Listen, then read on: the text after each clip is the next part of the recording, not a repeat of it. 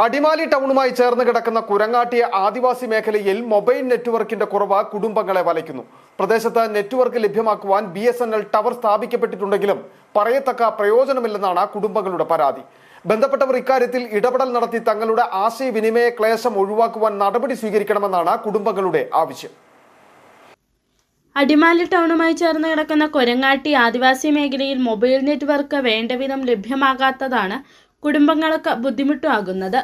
നാളുകളായി ഈ മേഖലയിൽ മൊബൈൽ നെറ്റ്വർക്ക് സംവിധാനം തീരെയുണ്ടായിരുന്നില്ല. കാത്തിരിപ്പിനൊടുവിൽ സമീപ മേഖലയിൽ ഒരു BSNL ടവർ സ്ഥാപിക്കപ്പെട്ടു. ആശ്വാസമായെന്ന് കരുതി മറ്റ് നെറ്റ്വർക്കുകൾ ഉപയോഗിച്ചിരുന്നവരിൽ പലരും BSNL നെറ്റ്വർക്കിലേക്ക് മാറി. പക്ഷേ BSNL ടവർ സ്ഥാപിക്കപ്പെട്ടിട്ടും പറയത്തക്ക പ്രയോജനമില്ലെന്നാണ് കുടുംബങ്ങളുടെ പരാതി.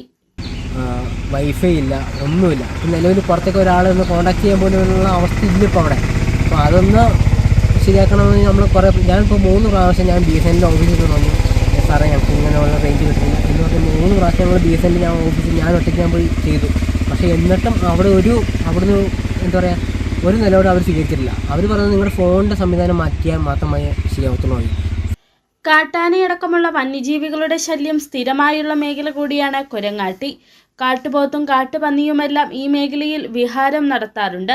വീടുകൾക്കു നേരെയും കാട്ടാന ആക്രമണം ഉണ്ടായിട്ടുണ്ട്. ഈ സമയങ്ങളിൽ മറ്റുള്ളവരെ വിവരമറിയിക്കാനോ ആശയവിനിമയം നടത്താനോ മൊബൈൽ നെറ്റ്വർക്കിന്റെ അപര്യാപ്തത മൂലം കുടുംബങ്ങൾക്ക് സാധിക്കാറില്ല.